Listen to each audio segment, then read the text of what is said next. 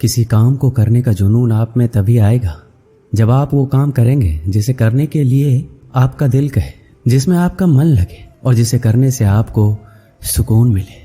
अगर आप वह काम नहीं कर रहे हैं जिसे करने के लिए आप इस धरती पर आए हैं, तो आप एक दिन निराश होकर अपने काम से हार मान लेंगे। इसलिए आप वो काम कीजिए जिसे करना आपके जीवन का लक्ष्य है, और उसे बिना किए आपके जीवन का कोई अर्थ नहीं है। यदि आप में किसी को देखकर काम करने का जुनून आता है, तो ये जुनून लंबे समय तक नहीं चलता है, क्योंकि अगर सामने वाला निराश हुआ तो समझो आप भी निराश होने से बच नहीं पाएंगे। इसलिए आप किसी और को देखकर नहीं, खुद को अंदर से समझकर आगे बढ़े। जीत आपको जरूर मिलेगी।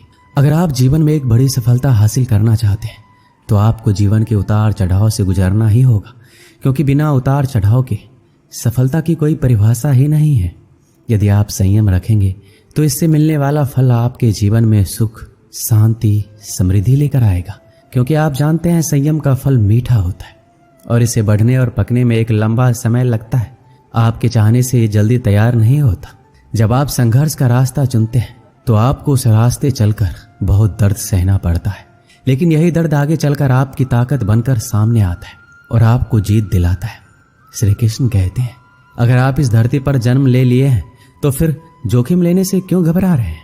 आगे बढ़ने को ठान लीजिए। सारी तकलीफें और दर्द आपका मार्गदर्शन करना शुरू कर देंगे, क्योंकि जो कुछ करने को ठान लेता है वो आज नहीं तो कल अपना नाम बना लेता है। यदि आप खुद की कमियों को दूर नहीं कर पा रहे हैं, तो आप ये मान लीजिए कि आप जितनी तेजी से आगे बढ़ने का प्रयास करेंगे, उतनी ही तेजी से आप नीचे भी गिरेंगे। इसलिए जीवन में आगे बढ़ने से पहले अपनी कमियों पर विजय हासिल कीजिए, क्योंकि कमियों को हराना भी एक सफलता है। यदि आप जीवन के अंधेरे से बाहर निकलना चाहते हैं, तो आपको अपने दिमाग में अच्छे विचारों का दीप जलाना होगा, क्योंकि यही वह एक तरीका है जिसे अपनाकर आप अपने जीवन के अंधकार को दूर कर सकते हैं। अगर आप चाहते हैं कि आप जीवन में कभी निराश ना हो, तो आप अपनी कमजोरी किसी को ना बताइए, क्योंकि लोग उस कमजोर दीवार की ईंटें ले जाकर अपने घर बनाएंगे। मतलब कि लोग आपकी कमजोरी का फायदा उठाएंगे। इसलिए आप अपनी कमजोरी को भूलकर साहस के साथ आगे बढ़िए, मंजिल जरूर मिलेगी। अगर आप अपने दिल और दिमाग को मैला करना चाहते हैं, तो आप अपने दिल और दिमाग की बुरी यादें और बुरे विचारों से भर लीजिए। लेकिन हाँ, मैं आपसे ये कहना चाहूँगा कि बुरी यादें और बुरे विचारों को दिल और दिमाग में बिठाना आसान है, लेकिन इन्हें दोबारा बाहर फेंकना आसान नहीं होता। इसलिए आप सोच समझकर निर्णय लीजिए, ताकि आपका भविष्य सुरक्षित रहे। यदि आप सोचते हैं कि आप मेहनत बहुत करते हैं पर आप कहीं पहुंच नहीं पा रहे, तो आप सिर्फ एक गलती कर रहे हैं। आप मेहनत बहुत करते हैं पर अपने मन में हार जाने का डर बिठा रखे हैं, और ये डर आपको जकड़ रखा है। मेरी मानिए तो मेहनत आप कर रहे हैं, उसे पूरी लगन और ईमानदारी से करते रहिए। आप अपने आप पर विश्वास रखिए और हार के बारे में ना सोचकर सिर्फ जीतने के बारे में सोचिए। जिंदगी में आने वाली समस्याओं को हार कर पीछे हटना आपके लिए बहुत आसान है, पर शायद आप ये नहीं जानते कि आप जिन समस्याओं से हार कर पीछे हट रहे हैं, वो समस्याएं नहीं, ऊपर वाले का परीक्षा है। अगर आप इस परीक्षा में पास हो जाते तो आपका जीवन सुख, शांति और समृद्धि से भर जाएगा। कुछ लोग सपने देखकर सो जाते हैं, कुछ लोग जागते हुए देखते हैं। जो सोकर सपना देखा उसे आज तक कुछ नहीं मिला, पर जो जागते हुए सपना देखा और अपने सपने को सच करने में पूरी रात लगा दी, किस्मत ने उसकी पूरी जिंदगी बदल दी। खुद पर भरोसा रख। जो आदमी पूरी लगन और मेहनत से काम किया, वही देर सवेर इस दुनिया में अपना नाम किया। अगर आप भी नाम कमाना चाहते हैं, तो आप भी आज से दौड़ लगाना शुरू कर दीजिए। मतलब खुद पर भरोसा रखना है, पूरी लगन और मेहनत के साथ अपने काम को अंजाम दीजिए। किसी महान लक्ष्य को हासिल करने के लिए संघर्ष के रास्ते पर आपको अकेले चलना पड़ता है। जब आप लक्ष्य हासिल कर लेते हैं, तो लोग आपका अनुसरण करना शुरू कर देते हैं, लोग आपके पीछे चलना शुरू कर देते हैं। किस्मत का दूसरा नाम लगन है। किसी महान लक्ष्य को हासिल करने के लिए संघर्ष के रास्ते पर आपको अकेले चलना पड़ता है, और जब आप लक्ष्य हासिल कर लेते हैं, तो लोग आपका अनुसरण करना शुरू कर देते हैं, लोग आपके पीछे चलना शुरू कर देते हैं। किस्मत का दूसरा नाम लगन है। अगर आप अपने काम को पूरी लगन और मेहनत से करते हैं, तो आपको कामयाब होने से कोई नहीं रोक सकता। यदि आप में मेहनत करने का लगन नहीं है, तो आपको कदम कदम पर रुकावट नजर आएगी। अगर आपको कोई छोड़ दिया है, तो आप इस गम में अपना दिन और रात मत गुजारिए। गम को भूलकर आगे बढ़िए और खुद को इतना बड़ा बनाइए कि आपको छोड़ने वाला आपकी एक झलक पाने के लिए तरस जाए। अगर आप बिना कोई प्रयास किए ये सोचते हैं कि आपका वक्त आज नहीं तो कल बदल जाएगा, तो आप ये लिख लीजिए कि आप मरने के आखिरी पड़ाव पर आएंगे, फिर भी आपका समय नहीं बदलेगा। समय सिर्फ उनका बदलता है जो सिर्फ मेहनत करने पर विश्वास रखते हैं। ईश्वर ने आपको अंदर से लेकर बाहर तक कुछ इस तरह से बनाया है कि अगर आप खुद का सही तरीके से इस्तेमाल करना शुरू कर दें तो आप वह बन सकते हैं जो आप बनना चाहते हैं, और वो हासिल कर सकते हैं जो आप करना चाहते हैं। जब आप जिम्मेदारियों के बोझ को अपना कर्तव्य समझकर खुशी खुशी उठाते हैं और जिम्मेदारियां आपको कुशल और ताकतवर बनाती हैं, और अगर इन्हें आप मजबूरी में नाखुश होकर उठाते हैं तो आप इन जिम्मेदारियों के बोझ में दबकर खत्म हो जाते हैं। श्री कृष्ण कहते हैं, आपका मन जितना तेज दौड़ेगा आपके सफल होने की गति उतनी ही धीमी हो जाएगी। इसलिए आप अपने मन को नियंत्रित कीजिए और अपने दिमाग को दौड़ाइए। यदि आप जिंदगी में अकेले रह गए हैं तो इस बात का अफसोस मत कीजिए कि आप अकेले हैं, बल्कि इस बात पर खुशी मनाइए कि अब आपका बुरा वक्त आपके काम को मिलेगा। बल्कि इस बात का खुशी मनाइए कि अब आपका पूरा वक्त आपके काम को मिलेगा। और याद रखिएगा कि काम से बड़ा कोई अपना नहीं है, काम से बड़ा कोई दोस्त नहीं है। हार को हार की तरह मत देखिए, इसे एक और सीखने के मौके की तरह देखिए, क्योंकि हर हार में सीखने की अपार संभावना होती है। और जब आपको कई बार हार के बाद सफलता मिलती है तो पहली बार में ही मिलने वाली सफलता से कई गुना ज़्यादा शानदार होती है। अगर आप सोचते हैं आपको सफलता आसानी से मिल जाएगी तो आप गलत हैं, क्योंकि सफलता स्मार्ट तरीके से की गई मेहनत और धैर्य रखने से मिलती है। अगर आप इन सब के लिए तैयार हैं तो आप सफल होने के लिए भी तैयार हैं। यदि आप रात दिन सफल होने के लिए जूझ रहे हैं तो आपके रास्ते में आने वाली बड़ी से बड़ी समस्या आपको रोक नहीं पाएगी। अगर कोई आपको रोकेगा तो वो आप खुद होंगे, कोई और नहीं। कब तक आप बैठकर अपनी किस्मत को कोसते रहेंगे? कभी न कभी आपको पूरे जोश के साथ उठना होगा, पूरी लगन और मेहनत के साथ काम करके अपनी किस्मत को बदलना होगा।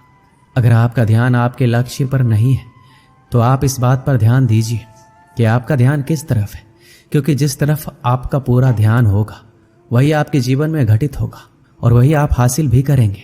मधुबन गांव में सुमन नाम की एक लड़की रहती थी जिसकी उम्र मात्र 12 साल की थी। वह कभी स्कूल नहीं गई, फिर भी वह कुछ ऐसा करने का सपना देखती थी जिससे वह पूरी दुनिया में मशहूर हो जाए। सुमन के गांव वाले हमेशा उसे पगली कहते थे, क्योंकि वह कभी स्कूल नहीं गई फिर भी वह जिंदगी में कुछ बड़ा करने का सपना देखती थी। गांव वाले सुमन के पिताजी पर इस बात को लेकर दबाव बनाते थे कि सुमन पढ़ी लिखी नहीं है, इसलिए जल्द से जल्द इसकी शादी कर दो, वरना आगे चलकर बहुत मुश्किल होगी। सुमन के पिता गांव वालों की बात से पूरी तरह सहमत थे, पर सुमन सहमत नहीं थी।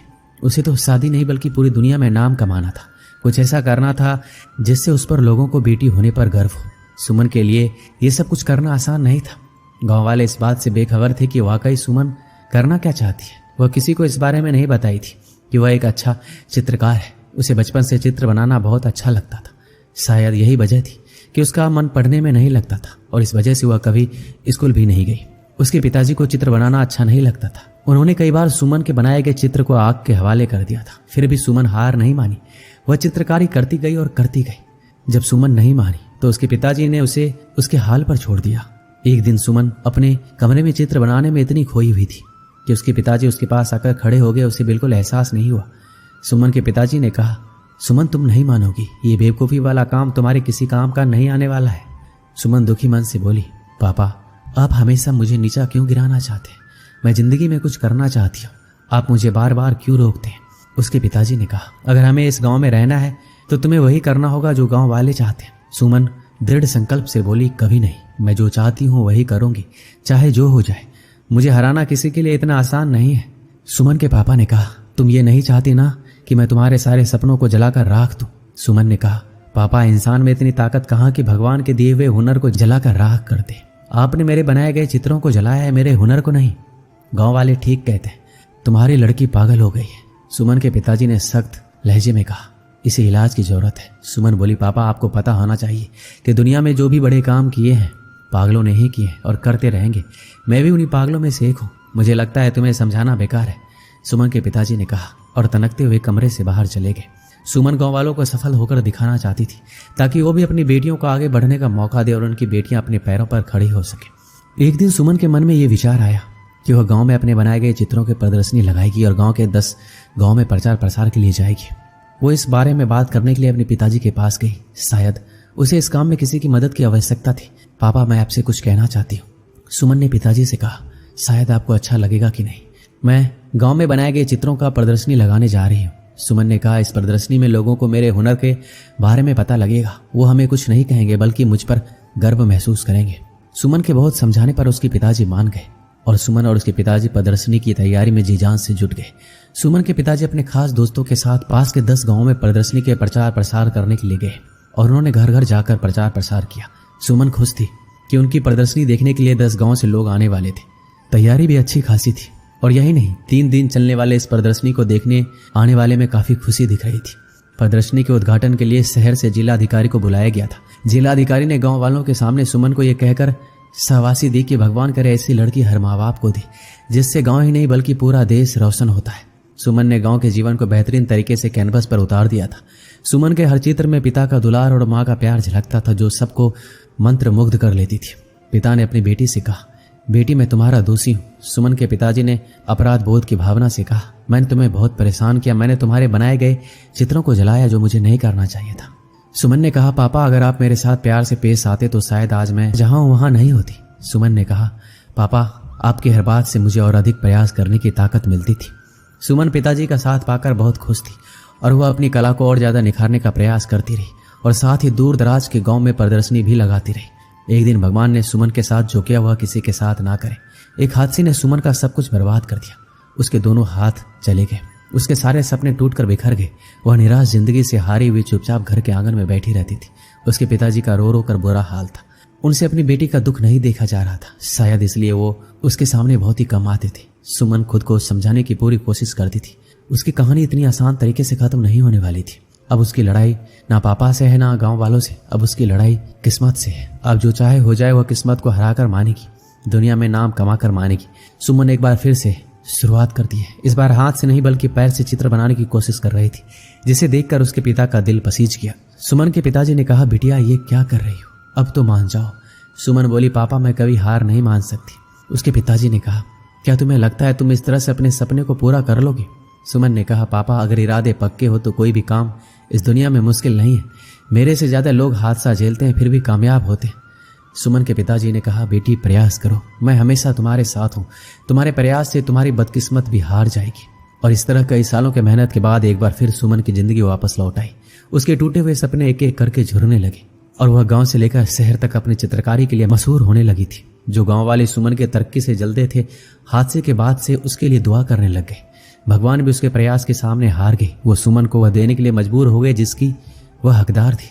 एक दिन सुमन ने खुद से कहा, लोग मेरे खिलाफ थे, यहाँ तक कि मेरे पिताजी भी नहीं चाहते थे कि मैं अपना नाम बनाऊं। मेरी पहली प्रदर्शनी ने मेरे पिताजी की आंखें खोल दी। उनकी बिटिया भी कुछ कर सकती है। बहरहाल एक हादसे ने मेरा सब कुछ बर्बाद कर दिया। मेरे दोनों हाथ चले गए, मैं टूट चुकी थी। मुझे नहीं लगा था कि मैं अब कुछ कर पाऊंगी, पर मुझ में कहीं ना कहीं वह चिंगारी थी जो मुझे एक बार फिर आगे बढ़ने का मौका दिया। मैंने नए सिरे से शुरुआत की और देखते देखते सब कुछ मेरे लिए एक बार फिर आसान हो गया और मैं पूरी दुनिया में नाम बनाने के लिए आगे बढ़ी।